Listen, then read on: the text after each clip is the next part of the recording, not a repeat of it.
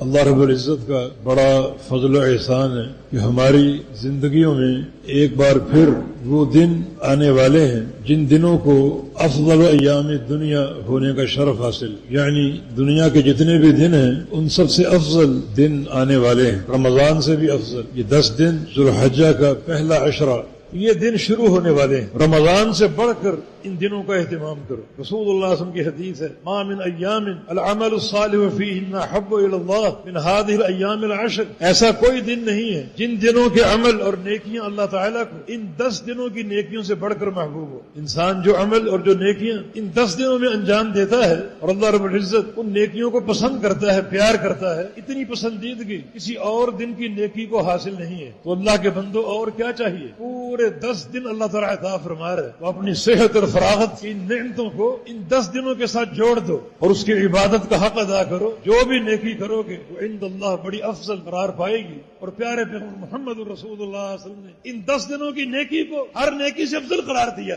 ایک سائل نے پوچھا الجہاد فی سبیل اللہ، کہ یا رسول اللہ صلی اللہ علیہ وسلم جہاد فی سبیل اللہ سے بھی ان 10 دنوں کی نیکیاں افضل ہیں؟ فرمایا کہ ہاں، جہاد فی سبیل اللہ سے بھی۔ ایک بندہ ان دنوں میں اللہ کا ذکر کرے، تکبیرات پڑھے یا روزہ رکھے تو اس کے یہ اعمال جہاد فی سبیل اللہ سے افضل ہے۔ اب فرمایا کہ ایک جہاد ایسا ہے جو سب سے افضل ہے، خرج بنفسہ ومالہ فلم یرجع بشیء منہما، اپنا مال بھی لے کر نکلے، اپنی جان بھی لے کر نکلے، اور گھر واپس کچھ نہ آئے، نہ اس کا مال واپس آئے، نہ اس کی جان واپس آئے، کہ اپنے سینے سے شہادت کا تمغہ سجا لے۔ فرمایا کہ یہ نیکی افضل ہے، باقی کوئی نیکی ان 10 دنوں کی نیکیوں سے افضل نہیں ہو سکتی۔